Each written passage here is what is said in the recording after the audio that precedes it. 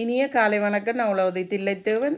பொருச்சொல் 1004வது பொருச்சொல் மல்லி. மல்லி.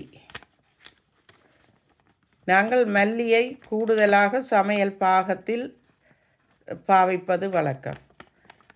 மல்லி மிளகாய் சேர்த்து மிளகாத்தூள் இடிப்பதற்கும், அதே போல் மல்லி தண்ணீர் செய்வதற்கும், குழந்தைகளுக்கு கொடுப்பதற்காகவும், மற்றும் மல்லி சேர்த்து நாங்கள் கோப்பித்தூளை சேர்த்து அரைப்போம்.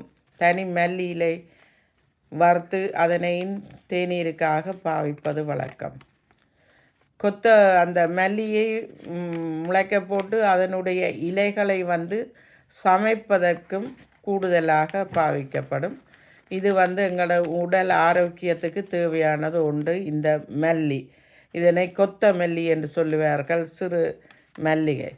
அதே போல் மல்லிகை மிக வாசமான பூவாக மல்லிகை இருக்கிறது.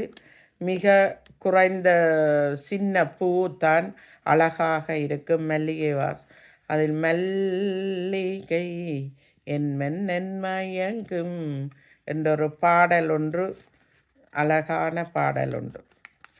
மிக பருத்த ஆக்களை சொல்லுவார்கள் இந்த மல்லி என்று. அதே போல் பருத்த தடித்த ஆக்களையும் மல்லி என்று சொல்லுவார்கள் என்று இதில்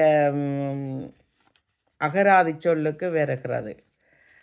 மல்லியை நாம் மாத்திரமில்லை, இந்தியாவில் இருப்பவர்கள், ஏசியன் மக்கள், மற்றது சிங்கள மக்களோ எல்லோரும் கூடுதலாக இந்த மல்லியை பாவிப்பார்கள். நன்றி, வணக்கம்.